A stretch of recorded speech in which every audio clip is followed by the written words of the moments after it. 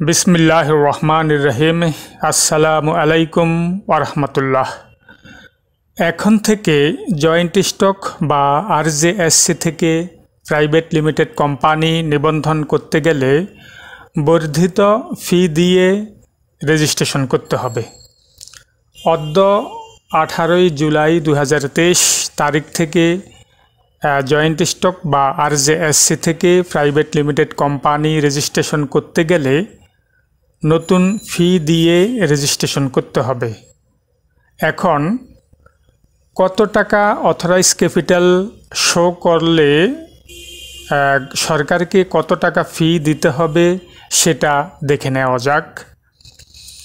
আমরা যদি private limited company registration করার সময় অথরাইজ ক্যাপিটাল বা অনুমোদিত মূলধন যদি 10 লাখ টাকা দেখাই, তাহলে সর্বসাকুল্যে সরকারকে ফি দিতে হবে 15,083 টাকা। যদি 20 লাখ টাকা অথরাইজ ক্যাপিটাল বা অনুমোদিত মূলধন দেখানো হয়, সেক্ষেত্রে ফি দিতে হবে 16,003 টাকা। 40 লাখ টাকা দেখালে সর্বমোট ফি দিতে হবে 18,763 টাকা। যদি আমরা 50 লাখ টাকা অথরাইজ ক্যাপিটাল দেখাই, তাহলে ফি আসবে 38,763 টাকা। আর যদি 1 কোটি টাকা অথরাইজ ক্যাপিটাল বা অনুমোদিত মূলধন দেখাই, সেক্ষেত্রে সর্বসাকুল্যে ফি হবে 46,238 টাকা। এরপর পরবর্তী প্রতি কোটির জন্য 14,950 টাকা করে যোগ করতে হবে।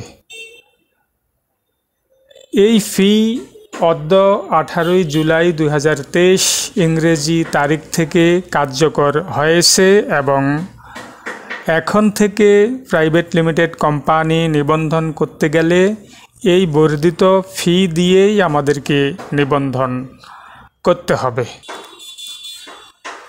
প্রাইভেট লিমিটেড কোম্পানি রেজিস্ট্রেশন করতে গেলে এর বাইরে সরকারকে কোনো ফি দিতে হবে না।